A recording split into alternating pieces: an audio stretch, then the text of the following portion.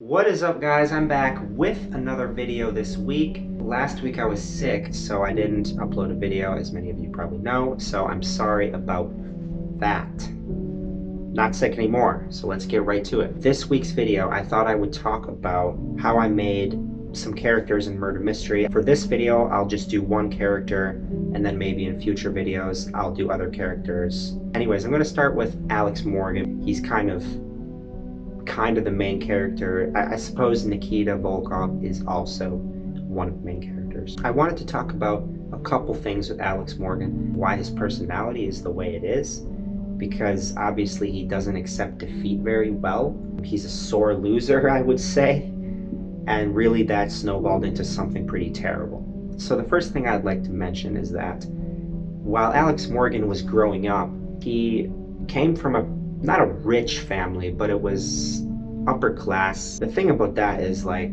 it's not guaranteed that the kids are spoiled, but it could happen. And that, coupled with another fact that his family and him all had very high levels of intelligence. And so all throughout school, Alex Morgan was top of his class.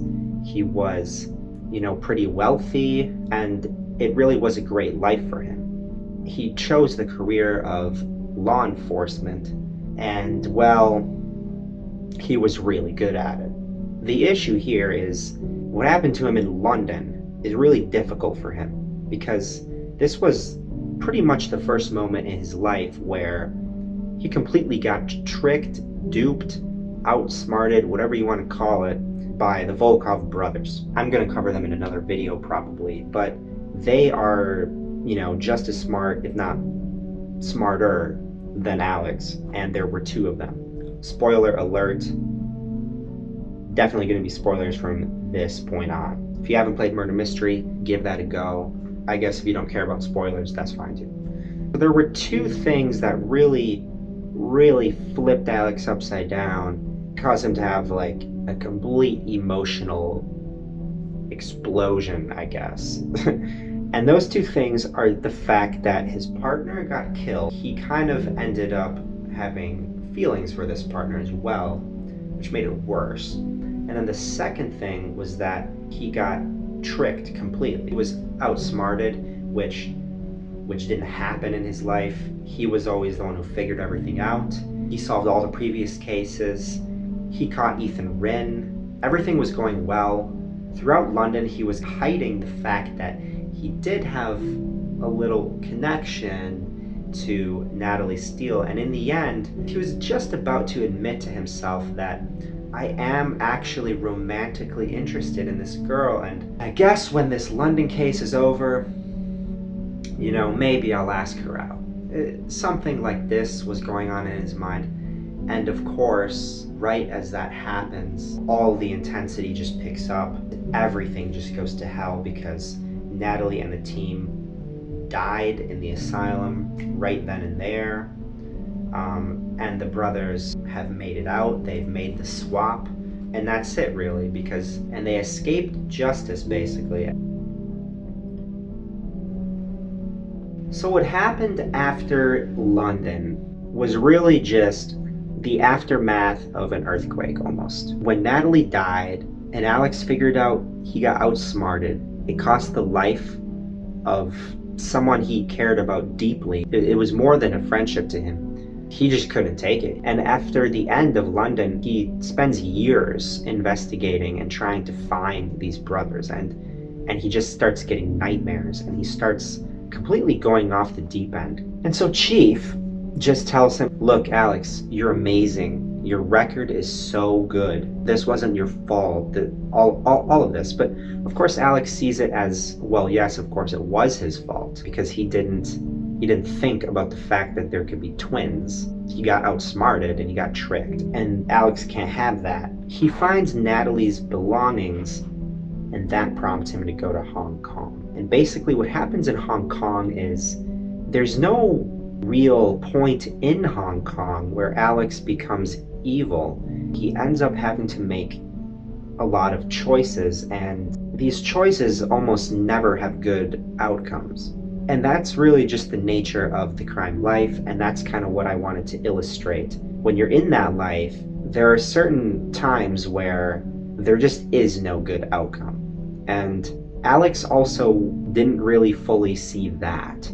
He thought if he did everything right, if he could trick everyone in the crime life, just like the brothers tricked him, and he was going to basically win. And he played Hong Kong, then you'll see how it didn't really work out that way. It was just an emotional roller coaster. Alex Morgan will be making a return in Murder Mystery 3 and 4. Murder Mystery 3 and 4, Alex is definitely going to make a lot of difficult choices as well. It's really going to be a pretty intense battle for him. He's now deep into the triad, operating right under Rizu along with Nikita in its current state, and it's basically going to be a hell of a run for him. The conclusion of Murder Mystery 4 is, I think it's super awesome. When I get to that point, it's going to be fun to make, and I plan on continuing Murder Mystery 3 probably in the early months of 2020, so that's not too far out. But yeah, another thing though I'd like to talk about before I wrap this video up is, how do you make a character controversial, unforgettable? How do you go about doing this?